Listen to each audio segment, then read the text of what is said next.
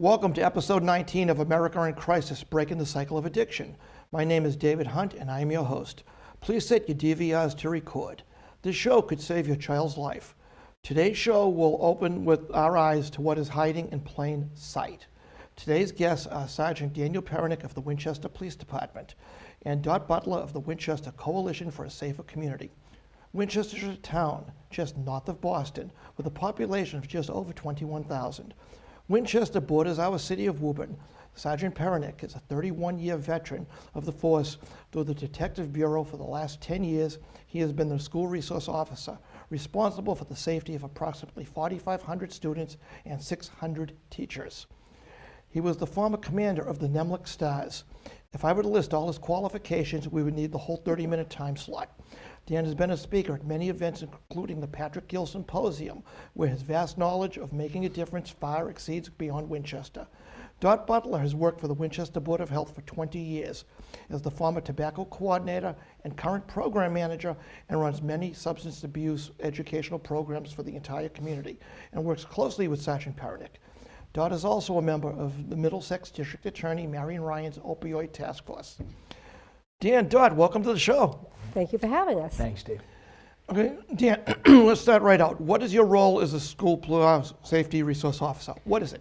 David, the most important thing that my role is that I work with kids, I work with teachers and staff, and I work with families.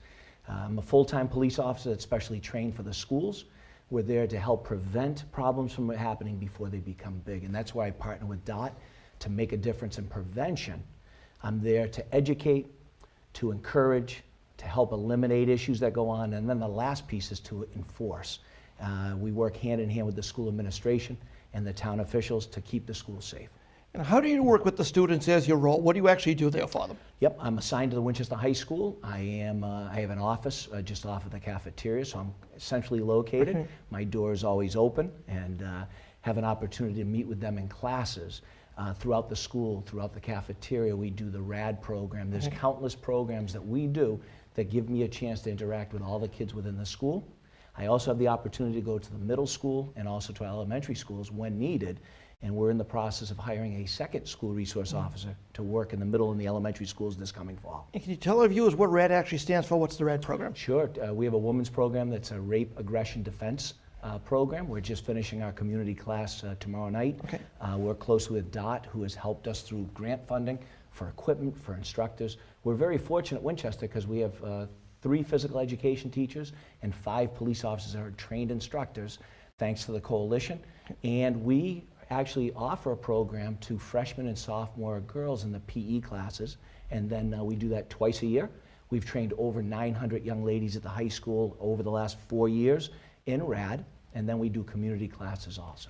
Now, your relationship with the students, do they feel they can trust you? I know you're a police officer. Do they have this stigma, he's a police officer, can I come to him? Are they going to slap the handcuffs on me?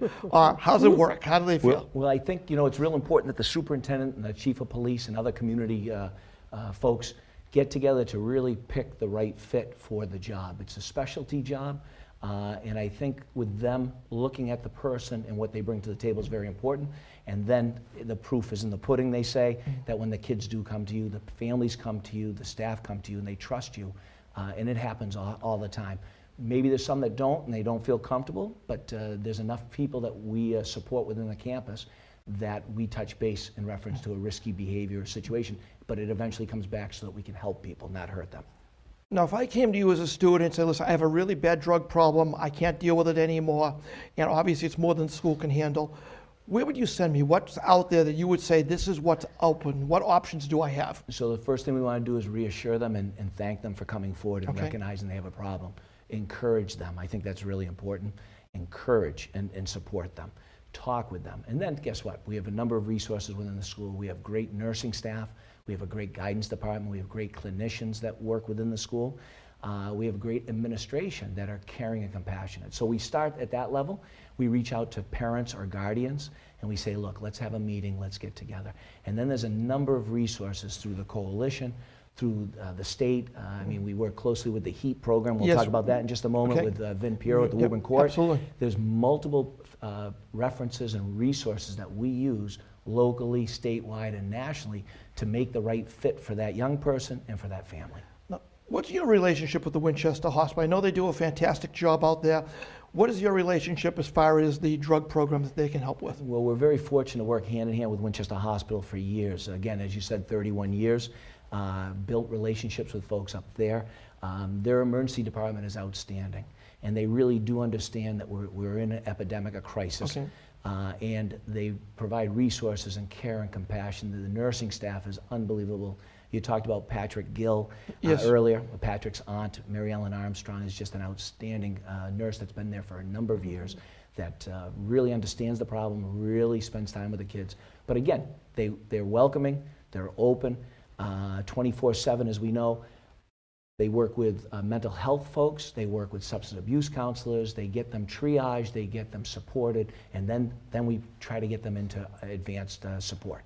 So they're just a great group to work with, and they first and foremost want to help, not hurt. Absolutely, they're a great group of people. I got in an accident many years ago. They actually saved my life. I was more dead than alive when I came in there. So I can't thank Winchester enough for what they've done. It's a high-class hospital. The entire hospital, from top to bottom, they're really advocating for the community, for mental health, for substance abuse, and then everything else that they do. So it's a good partnership. Now, Todd, you're with the Winchester Coalition. Right. What is that like to work with Marion Ryan at the opioid task force? I think we have a logo up here somewhere. Right. It has Here we are. been a very unique experience for me going to their monthly meetings. Initially, I wasn't sure how it was going to fit into what my role was, but from going there, they have spotlights. Every time I go, I learn something new. I have actually invited many of the speakers that have presented Nice. at the Marion Ryan's meetings to present either at my luncheon series or be a spotlight at my monthly meetings or a program. So it's been really, really a wonderful resource for the coalition. It's been a great resource for us also because I've grabbed several of the speakers at Marion Ryan's meetings to speak on our television show here.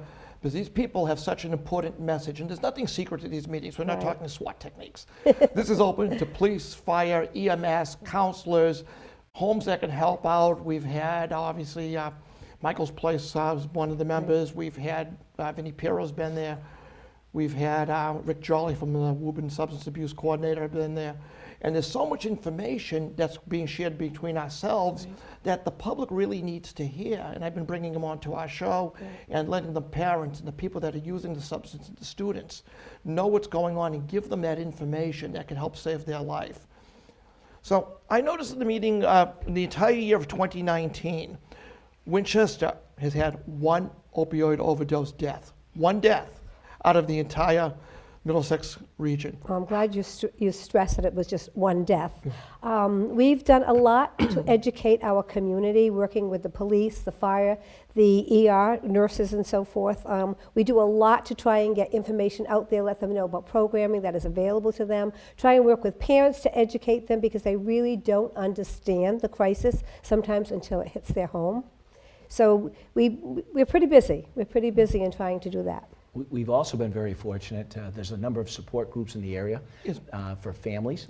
And to go along with that, they also train folks on how to use Narcan if needed. And I think the combination of education and the use of Narcan has come a long way to help reduce the number of overdose deaths, along with follow-up and support for families that are going through a difficult time, not only with meetings, but also with treatment and reaching out to people to say, hey, there are people out there that can help. So that's why our numbers are down, thank goodness, and we hope they continue to go down. Okay, Dan, you also work with the HEAT program.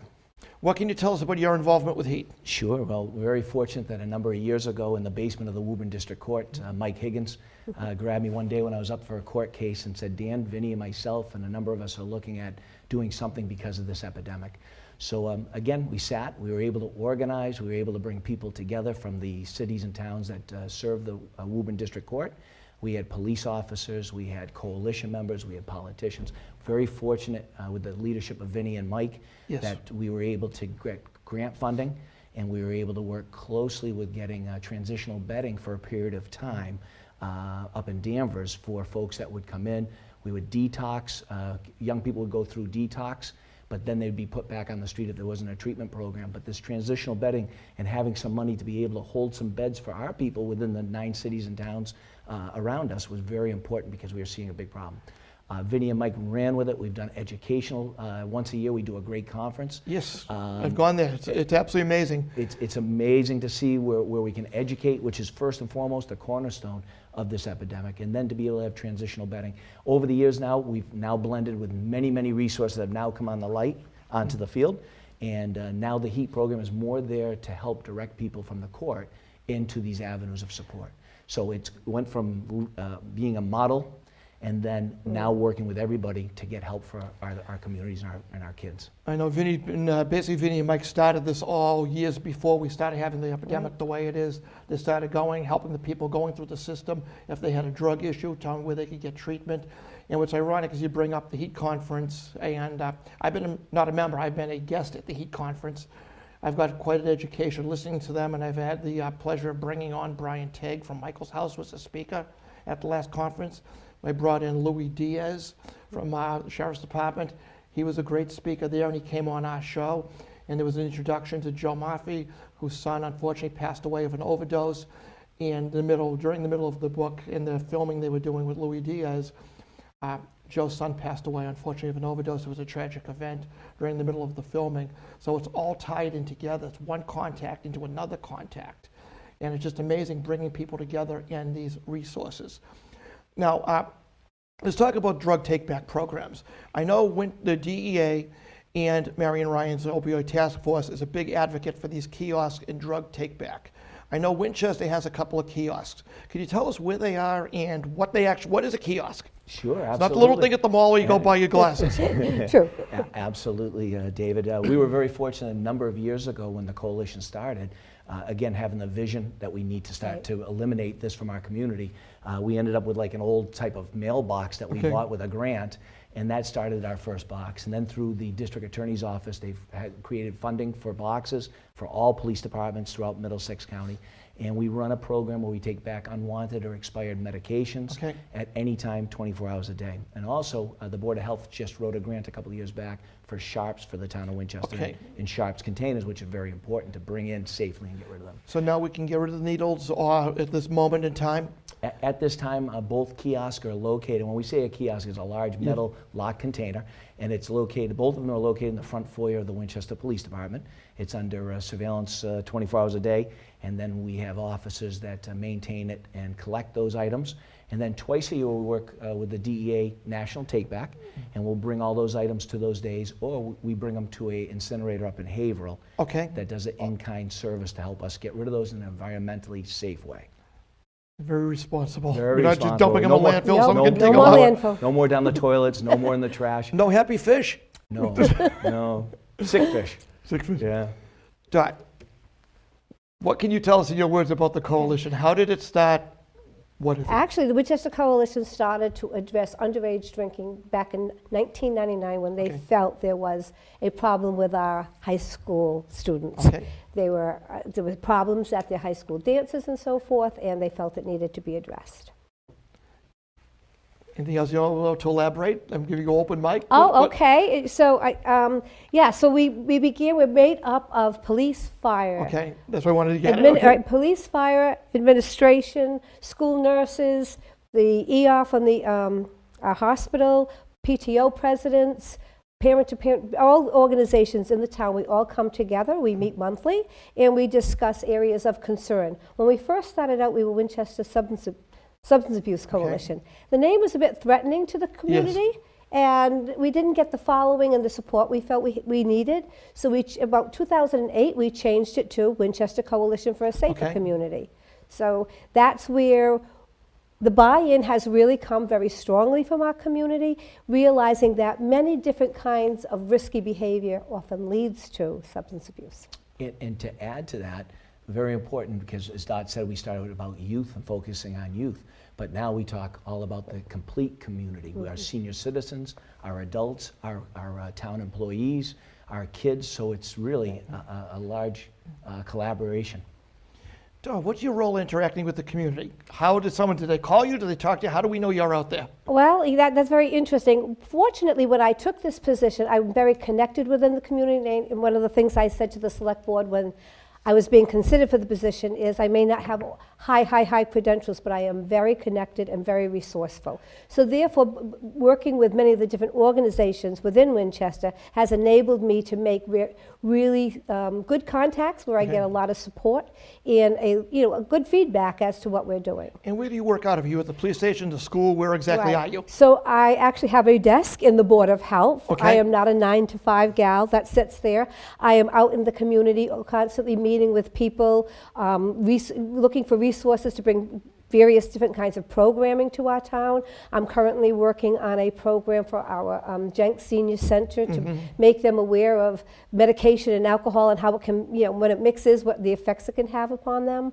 I'm always going to meetings and learning about different kinds of programs that would benefit Winchester in general, just for the whole community. Now, what other organizations do you work with? So we often work with the Chamber of Commerce, Okay. we work with Rotary, we work with our NCOS Society, which is a Okay. women's organization. Yes, I know that well. They do the fair. Right, exactly. So we work with those organizations. Matter of fact, a new program that we're going to be putting into place, Interface Referral Counseling Service, was sponsored by the John and Mary Murphy Foundation, which is Okay. very strong in Winchester, by the NCOS Society and Winchester Hospital. Can you tell us what your involvement with the Rotary is? And see, I hear your name gets brought up quite frequently. Right. I've always been involved with Rotary, even outside of my job. I just never committed to being a member of Rotary, having to do the same thing every week. It's a bit much for me. However, they usually twice a year, they invite the coalition to come in and do a presentation on the various programming that we're working on. Vaping was a big Yes. factor in our community, not just for our kids, but for adults as well. And we went and made a presentation on that. They're very aware of the mental health challenges we have. We did a program on substance abuse in the workplace. Okay. So we've been able to really touch, again, different population, but they're learning about some of the issues within our community. And we're trying more, instead of punishment, is more of a treatment attitude. Exactly. Prevention. Yes. Prevention is our biggest goal. Dan, I understand you've gone international. You came back from England. What was all that about? Yeah. Well, very fortunate, again, to talk about the Rotary International. I was fortunate out of our district of 47 cities and towns. There were 13 school resource officers that applied to go on a vocational training trip. There were 4 school resource officers picked from those communities. Okay. I was one of them, and we went to Kent County, England, and we were assigned to the Kent County Police Department, which is the size of Middlesex County. Wow. It's a large county south of London, Right. and we had an opportunity to spend 2 weeks embedded in their police department, working on all the issues that we have here, and then also learning from our counterparts, and then giving lessons on what we do here. And actually, a lot of our stuff have bridged each other, and we've used a lot of the resources that I've met people and learned right here in our own communities in our region. And actually, coming up in April, we have 2 closed constables that will be coming over to visit with us, and they're going to do the same thing on our side. So very fortunate to be able to see this internationally and how kids are affected across the sea. April? April, Yes. yes. My mind is working. Yes, it You is. know what we're thinking. So, Guys, American Crisis is going to go international.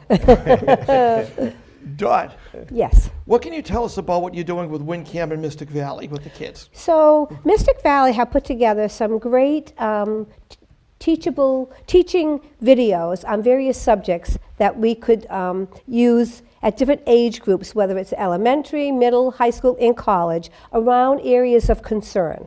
And when we saw what they were doing, we decided to do our own. So my sidekick here and myself, we put together 9 topics where Okay. we invited various speakers to come in. Marion Ryan was one of them, Yes. and she came. We had Katie Greer come and speak Okay. to us on internet safety. We had our athletic department come and speak about our students, our athletes, and what the consequences would be if they were to indulge in any or partake in any of Okay. the risky behaviors. So, yeah, we have 9 great videos out there. What's really great about it, David, is our goal was not many people can make it to meetings, especially in evenings. So Dot's done a great job in the coalition about Okay. having morning meetings, having lunchtime meetings, and then doing things in the evening. But similar to what you're doing to get the word out, we were able to partner and create these shows. And our goal is to work with younger parents Okay. to make sure that they hear and see the vulnerabilities and the problems that we're experiencing now, so that they can learn as their kids get older, and then hopefully not make the same issues and the same problems. So we're very fortunate to be able to have it so that they can get this show anytime that they want. That's one of the things we have learned, that you've got to start early, getting the information out to the elementaries and have it travel with them, so it can really make a difference. Exactly. Now, Dan, I've known you for years from different things. I've bumped into you. You helped teach CPR at Ready Man for the Boy Scouts. I've known you through that. I also noticed you were on, was it CBS a few years ago for In Plain Sight? Yeah. Without spoiling the whole context of our show in advance, what was that like to do In Plain Sight without giving away what we're about to do? Yeah, no, I think it was fantastic. Again, Dot and I are partners, and Dot observed a program down in Hanover, Massachusetts, down at the Hanover Mall. The Visiting Nurse Association was partnered with a local business to bring a storefront to be able to do a program called Hidden in Plain Sight. Yes. And we were very fortunate to go down and see it. They shared everything with us, and of course, we had to get it done. And now there's a number of folks in the area that are doing it, and we're very pleased to be part of Right. and helping people get up and running with it. So very important that our families need to know that through risky times and behavior, just to be eyes wide open. Yes. when we're talking about adolescents growing and experimentation. So all these things on the table, suddenly we didn't get sponsored and have product placement in our ads. Remind me to let the people at Jif know we're going to be invoicing them, along with the guys at Febreze. Well, you know what's really important is, again, these are just some products. And again, we do a program for adults within our community. We've been fortunate to partner with the town hall to do a community program and partner with the Winchester Public Schools, that during 8th grade parent nights, we were able to create this bedroom and allow parents to come in. Now, of course, we have anywhere from 60 to 90 items, and of course, not everybody's in crisis at that point, but at least it opens people's eyes and makes them start thinking about, hey, if I feel something or I sense something, or grades are starting to change, or there's money missing, or this and that, there's a number of things, of signs of maybe going down the wrong path, then you know it's okay to start to poke and prod and see. And what we do is we try to show the most vulnerable spots. That don't be afraid to peek. Don't be afraid to have that conversation with your kids. Don't be afraid to be able to say, we're going to take a peek and we're going to watch, because we want you to be healthy and well. Okay. Dot, what are some of the signs parents should look out for? Common signs that my kid is, might be using drugs, Right, well, or losing attention, or his right, grades are I think sometimes this begins with their school behaviors, whether their grades have dropped, or they're just not spot on in what they need to be doing. So that often becomes an area of concern. Friend groups? Yeah, Yep, their friend their groups friend start to groups, change. the activities, the change in interests. You know, they may have had, as Danny said, one friend group, and all of a sudden that's changed. They may have been really into sports or whatever. They're not into that anymore. It really varies from kid to kid. But parents pretty much know their kids. When they start to see a change, you can't look the other way. You've got to kind of find out what's going on with them. Something too that just Yeah, to throw sure. in is personal hygiene could Right, change on them. Okay. You could see things missing, and again, pupils. your perception is your reality. We do a lot of training with people to say, if you sense it or feel it, go with it. Go with that feeling. Have the conversation. But there's a number of issues that could change in a young person's behavior, and I think it's really important, like Dot says, address it. Talk about it, and then don't be afraid to poke around a little bit. You know, we're going to come back to the question that I was going to ask you originally on this. I see we have some props. I want to come back to what's not here today. Sure. Guys, I met Dot and Deanna and Dot last week to go over the show. They fooled me. I knew what to expect at the show, what I was looking at. They fooled me. I'm looking all over the place. I'm like, okay, and this is what? And I knew what I'm supposed to be looking at, and I still couldn't figure out half of it. So I don't know how the parents are going to, and that's why we're here today. I see some common items on the table. This one I never figured out. Peanut butter, what's the problem with this? Other than they just sent a check for sponsorship. There you go. Actually, it's all about containers. Okay. And that's what we want to demonstrate here is containers. And a lot of times kids will snack. They have events. They're running from one event to the next event. Crackers, chips, peanut butter, and things like that. But again, as we talk about containers, as you open up, this container is made to hide something. Oh. And a lot of these containers you can buy online, you can buy at different stores and events to hide valuables and things like that. That's what they're made for. But you can also use negative things. So containers is what we want to show people. Not be afraid. If you don't know where it came from, don't be afraid to open it, look, and make sure there's really peanut butter inside that container. And if not, this one here simulates in our exhibit that there's a bag of pills, prescription meds that are in here that don't belong to that person.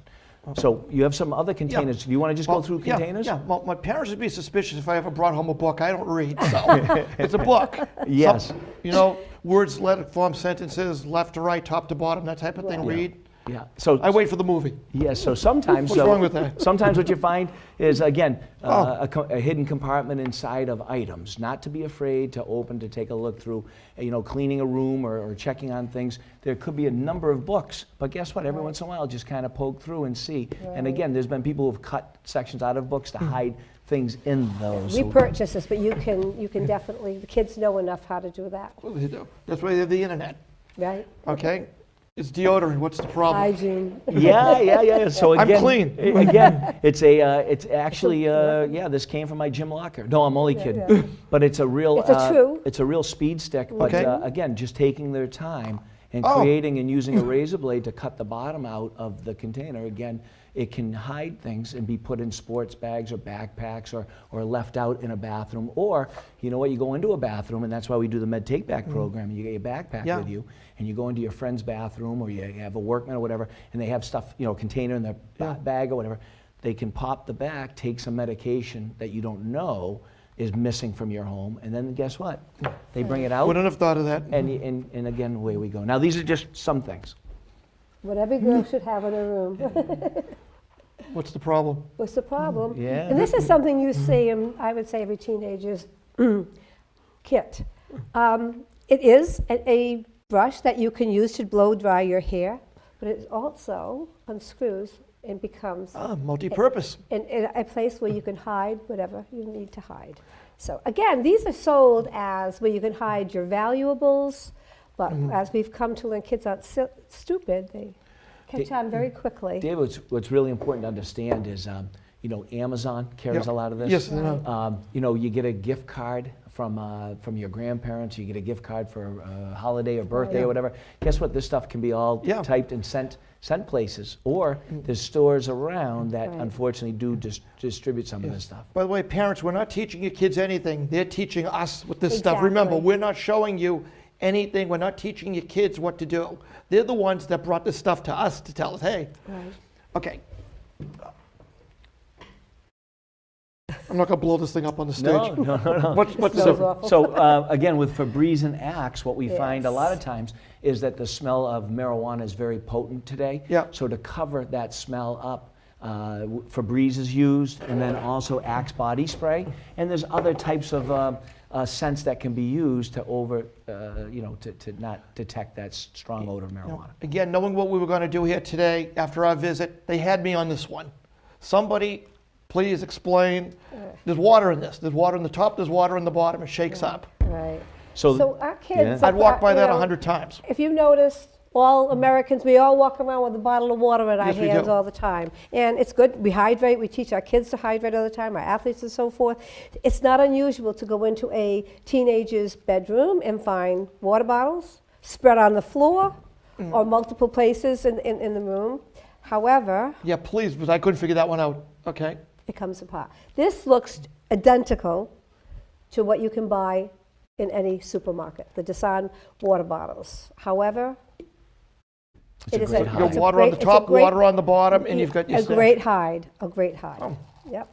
We also talked, David, about water bottles. Yeah. Real important that, Yes. every once in a while, we have clear alcohol. Yes. Alcohol is still a major problem among our adolescents throughout the nation. Vodka comes in, you can't see it. Very much so. Right. And a lot of times, it's not that strong of a odor, but it's important too, every once in a while, as you're cleaning up, just to crack the bottom and smell. Not if you just buy the to good see- stuff. Just to see, there you go. Just to see if there's something Yeah. there that you should be aware of.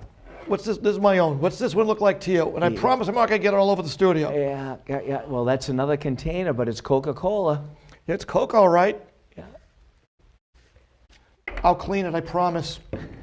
And There you go. And here we go. Right, We have our can of Coke. right. Yeah. And you know, the issue with cocaine today, along with all of our drugs, is fentanyl, the synthetic marijuana. I'm Never sorry, gonna go this- back in there. Yeah. You know, the synthetic heroin that is now out there, and it's 100 times more potent than heroin, Right. the natural heroin. And what happens is now cocaine and marijuana and a lot of these drugs are being cut with fentanyl, and young people aren't realizing that. So the first time they use it, they overdose or worse. So we're out there trying to give the message that, look, it's not like it was years ago. The potency of the marijuana, the potency of fentanyl, things that being tainted, you need to be aware of it. got a So that couple- cocaine container, very appropriate. Actually, use this when I go on vacation. Rarely I To go on put- to vacation. put your valuables. Put money into something I want to put in the refrigerator, not to leave it. You go swimming, throw it in the refrigerator. right. That's what these were invented for, by the way, was on vacationers, to put your money in, you Right. put it in the refrigerator of a hotel, wherever, so you can go to the beach. That's right. And look what they've turned it into. Yep. I see a power strip. Yep. What's in the power strip? You know, again, just to demonstrate, there's so many containers and so many places, and this one's made specifically to come apart so that you can have actually a compartment here in the back that you can, and these are zigzag wrappers for marijuana that can be used. And again, this does work. If you plug Okay. this in, the light goes on and all the rest So of it. who's Now, going to go opening it up? Right, Yeah, exactly. yeah. So This it's is just- really a smart one. Yeah, it's This just- is really something. It's just different containers. What's that, this thing here? Yeah. So what we brought here was computers today, you know, laptops and tablets and stuff now. But what we found with some folks, especially small-time dealers Yeah. among high school students, is that this mouse actually turns into a scale. They had me on that one. Yeah, so it's a scale so that they can weigh out the drugs, and usually small amounts.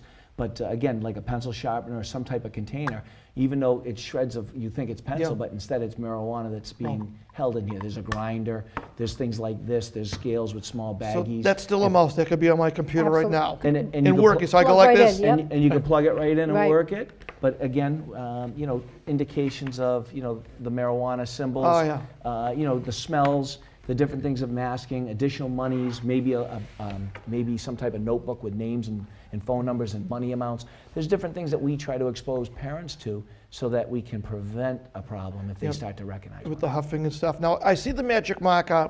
Anybody would think that it's for the huffing and getting high But on the read fumes. what it is. But- Yeah, and that still is an issue for us, is huffing, Yeah. all different types of substances. This is a highlighter, but again, it looks just like It the looks real like a highlighter. but we know it's not. So, you know, the one-hit marijuana pipes are just planted in all different locations. So for a quick high, drop a little marijuana in, hit it with a lighter, and then guess what? You put it back away and you store it. Inside here, there's incense, there's different types of markers, there's a vape pen. You know, it looks, again, like a pen. So if parents aren't really paying attention and the kids have a number of items, you know, I work closely with a lot of families, and I ask them after we find that there's a problem or an issue, I say to them, could you please go back to the bedroom and go down to the basement where they game or where they hang out with their friends? And I said, spend 15 minutes, and next thing I know, I get a phone call saying, guess what, I turned up. And they bring us a whole bunch of things back in, and then that starts the conversation. Pediatrician, counselors, support, help that we can give to recognize there's a problem, then get them help. Now, I want to just touch on that for a quick moment before we wrap up some last words. How should the parents respond? You know, you think your kid is great, everybody that has an opinion of somebody that they're not, then you find out they have a problem. How would you approach it? You're going to flip out, ground them for life. What would you do, say to the parents? How do I come to you, or you come to me and say, David, we got a little problem here, it's not a power strip. How would you approach me? Yep, and we talk about that all the time, and we have people coming to us in the community all the time asking those questions. And what's really great is not to flip out. And that's the first and foremost. So not To- ground me for life. Yeah, Right, don't doesn't flip do any out. good. As far as the home rules go and the punishment, you'll deal with that in time. You have to set standards, and we talk about how important it is for families to set standards and to be a parent, not a pal. All these types of programs that we do. What we think too is having meals together and having conversation very important, because then you can see changes in people and things like that. But not to flip out. To be able to have a conversation about it, address it at the time. If the young person or any person's under the influence and they're not making sense, not to tell them that we're going to address this at another time. Make sure they're safe. Make sure if they need medical assistance, to get them medical assistance. And if they're safe and you stay with them and they ride this out, that's one way. If they're sober and you find this, you have a conversation with them. What I suggest to a lot of families is at the kitchen table or at a dining room table, you clear the table of everything. You sit down and you have a conversation, so you hear what they're talking about, they hear what you're talking about, and then again, reach out for resources that we talked about earlier in the show. Now, if somebody wanted to, a parent wants to turn to someone, doesn't know where to go, can they call you and say, listen, my son uses without worry about getting him arrested if he's just got a small amount on him? Yeah. Monthly, I receive phone calls like that from parents because of the relationship and through the coalition, and that's what we do. And I end up meeting with the parents. I end up giving resources and references and websites and phone numbers and personal contacts with people that you've already mentioned on the show. And then guess what? We start that journey and get them going. Okay.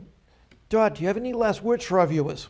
The last words I have is, a big investment in our programming that we try and do. One of the things the coalition really tries to do is anything presented to the kids, we try and present the same program to the parents in the evening so that they can go home and have the conversations on the same topics. Just the communication, conversation is probably the key thing that parents can establish with their kids early on and keep it going, because that's how they really become invested in one another. Dan? In my 31 years, David, I've got to say that early intervention, early education, encouragement, elimination, all the things that we spoke about during your show, very, very important. But I think it's very important that kindergarten, third grade, fifth grade, listen, third grade, kindergarten, Fifth. I had it backwards. Kindergarten, third grade, fifth grade, and eighth grade parents really need to do a good job educating themselves and not bury their head in the sand. Understand what's going on in the world today and be able to take your kids so that when they do get to middle school and high school, you're already on top of it and you're dealing with it so that when they have an issue or problem, you're good to go. So very important early on with parents, and it's very important that these programs that you do, and I thank you for having You're us, welcome. and also what we do and what all the coalitions do throughout the region is very important. Especially the amazing work Mary and Ryan's been doing, bringing everybody together. Exactly. Very much so. Okay, I would like to thank our guests, Dan Perenick and Dot Butler, for appearing today. Parents, take a good look around your child's room. The signs of a substance abuse disorder could be staring you right in the face. As always, thank you for watching. Please share this program with your social media friends. If you or someone you know is suffering from a substance abuse disorder, contact the Mass Substance Abuse Helpline, and that number is toll-free 800-327-5050. This show can be seen on a rotating basis on Woburn Public Media stations and on demand at their website and on YouTube. As always, thank you to the staff of Woburn Public Media Center for making this show possible. Please enjoy the theme, Rise Above the Noise by Fireheart, through the credits for important contact information. So watch all the way through to the end, guys. For America in Crisis, Breaking the Cycle of Addiction, I am David Hunt. For those you judge might never die. Above the noise, you hear us cry. There are people who care. Listen to the sound if you dare. Rise above the noise in the air. The sound not heard is what we bear.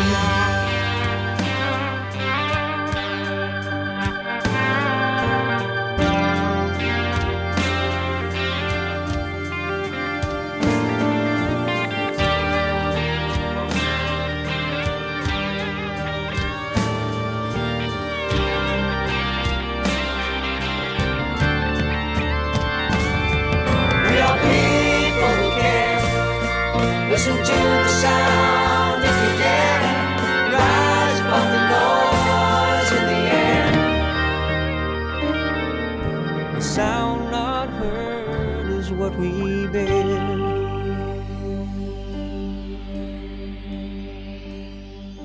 The whispers that I hear, I hide my